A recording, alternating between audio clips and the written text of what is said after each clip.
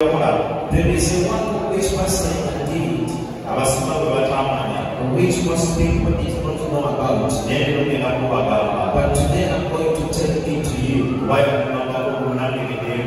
Because he told me once and I was also surprised. And I was so sure when a man reaches into victory, you go through a lot until you overcome the world.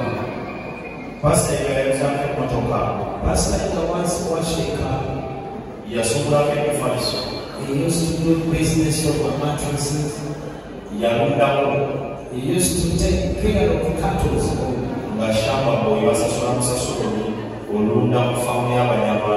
He was a shamba boy to the farm of the Japanese. That is when he learned that language.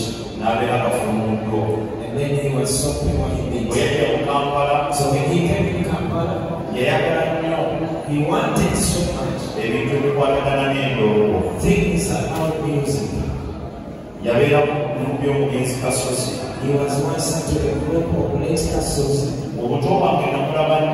In my childhood, I saw used to sing, moving around with a guitar, with his brown trousers, which he used to put on January to December, Monday to Sunday.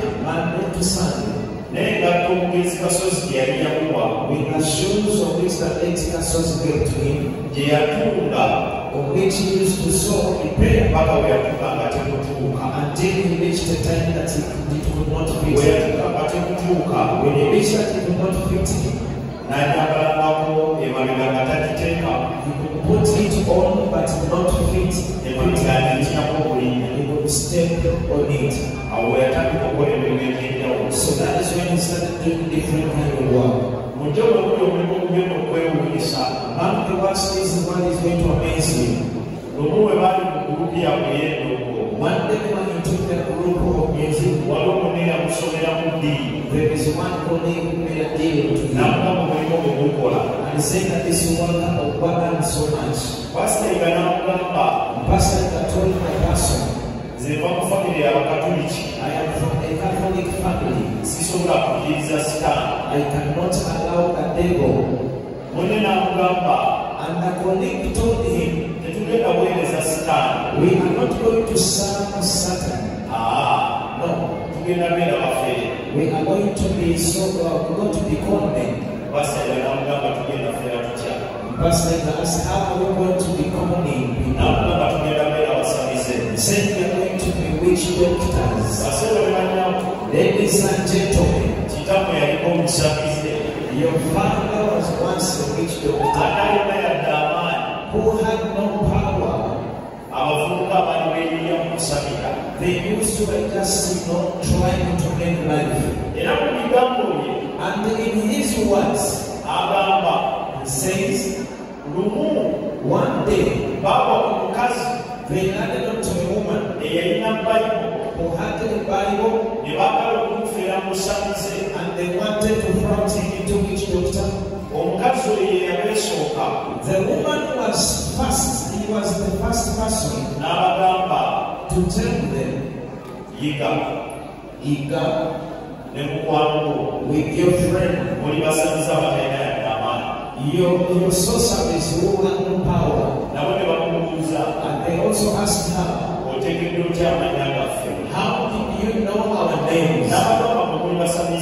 And she said that your witch doctors who don't believe into the devil, who don't have the power but trying to do it. But there is God who has the power, who can give you that power and do miracles, break the sick. Pastor Ika refused. Entered into being a Muslim.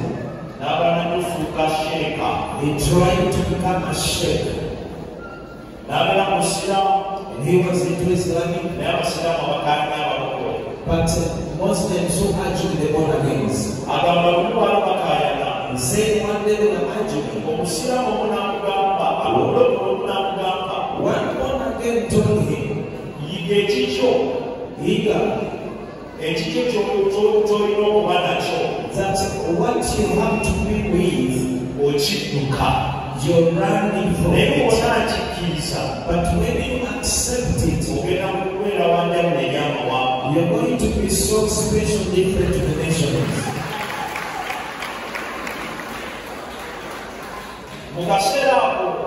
In that moment,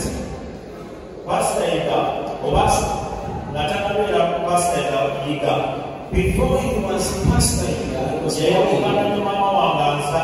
supposed to my mother. I never knew any of the details. And he got another woman who was born again. The woman who is the mother to my sibling. The young boy is so very dark. Who is making a law. So the mother is the one passing a plate. The pastor has started following his born again.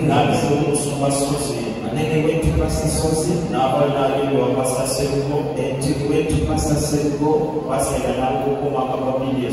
Pastor got saved in 2013. 2003. He believed to God. 2003. He began to receive the Lord. He put down the guitar. He closed the shops. He served the Lord. He started from Chimunya. The Lord did a miracle. 2004. He began a church around where there is that services. So his services, which were on to, they were on to Wednesdays. And Wednesday you have nowhere to pass. When they are just coming to the city, he was starting the taxi with him. But the taxi, they are talking about the man of Kawala Iga. We sent him back Abisayo. We had 2 televisions. We had UBC and WBS.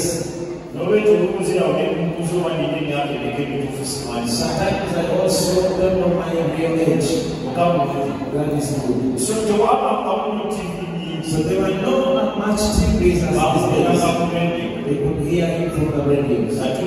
So we were in the taxi. And the men started talking about him. They talked about him. But they didn't know that is the one sitting there. So to me, I didn't know that my father is a pastor. When we reached at any point, we entered. The ministers, they welcomed him, welcome back. And he told them, this is my son. My pastor. So that's when I came to know that my father is a pastor. Whom they have been invited the taxi. So 2004, the ministry was down there. We were there 2004, 2005, 2006, and 2007, 2008, 2009 as it was ending. So we came into this place. It wasn't like this. We started praying from here. The Lord was breaking the yoke of rental. It was written into the Ugandan churches. And some of the churches would not rent. That's why I pray for every believer on this place. Every person seated here. I pray that may the Lord never change upon his son. Change of the name to come as the Lord to say, may the Lord shift you. Now we will have the Lord in the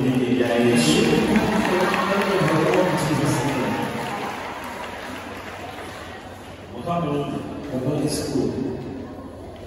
Mu mwaka wa 2009 Pastor yatandika ekintu. Pastor began something ekyatandikanga kwaya ya church which started as a choir.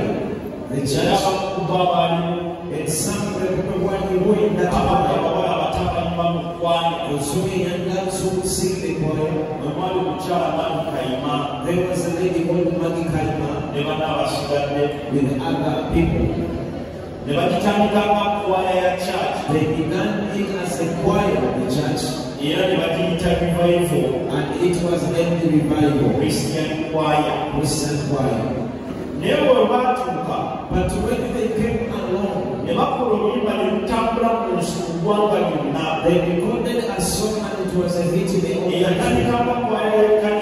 which was as a church choir. And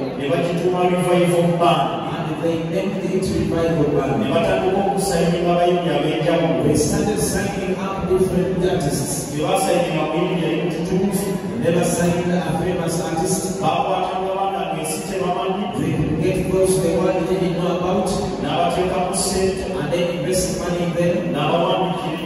Write songs for them. And the songs would move in entire Uganda.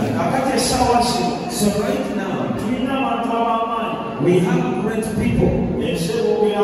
The world talks about them, but they were hands with heart and passion, well-wishing.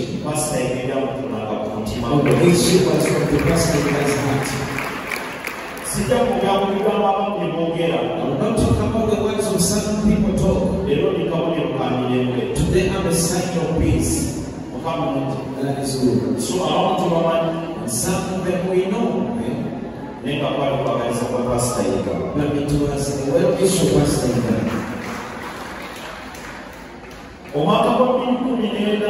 2014. There are people who came and they told him UCC is giving up a license which can make up a TV. Pastor entered into a TV issues. In 2015 official. They are busy.